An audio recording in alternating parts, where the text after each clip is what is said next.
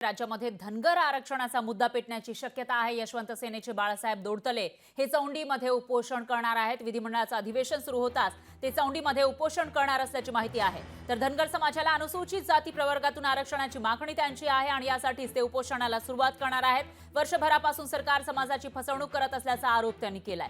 राज्य सरकारच्या अडचणीमध्ये यामुळे वाढ होण्याची शक्यता आहे, कारण एकीकडे मनोज जरांगे पाटील हे मराठा समाजाला ओबीसी मधून आरक्षण द्या या मागणीवर ठाम असल्याचं दिसतंय, तर दुसरीकडे ओबीसी समाजाचे नेते सुद्धा उपोषणावर बसलेले आहेत आपल्या आरक्षणाच्या रक्षणासाठी। तर तिसरीकडे धनगर समाजाकडून सुद्धा आता आरक्षणाची मागणी केली जाते। विधिमंडळाचं अधिवेशन सुरू होताच चौंडीमध्ये उपोषण सुरू होणार असल्याची माहिती समोर येते। धनगर समाजाला अनुसूचित जाती प्रवर्गातून आरक्षण द्या अशी मागणी त्यांची आहे। त्यामुळे आता या ठिकाणी राज्य सरकारच्या अडचणी वाढण्याची शक्यता आहे। दरम्यान वर्षभरापासून सरकार आपल्या समाजाची फसवणूक करत असल्याचा आरोप धनगर समाजाकडून करण्यात आला आहे।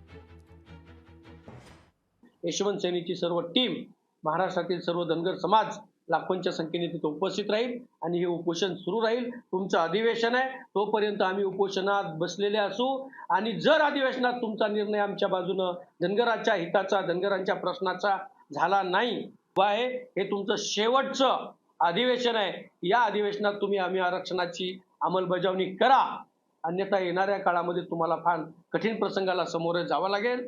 आम्ही नुसतं उपोषणालाच बसणार नाही, उपोषण तुमचं अधिवेशन सुरू आहे तोपर्यंत बघू आणि ज्या दिवशी तुमचं अधिवेशन संपणार आहे त्या दिवशी आम्ही सगळे महाराष्ट्रातले किमान खूप जण त्या राजमाता अहिल्यादेवींच्या चरणी आम्ही आत्मदहन सुद्धा करणार आहोत। लोकशाही मराठी ऐका, पहा, जागरूक रहा।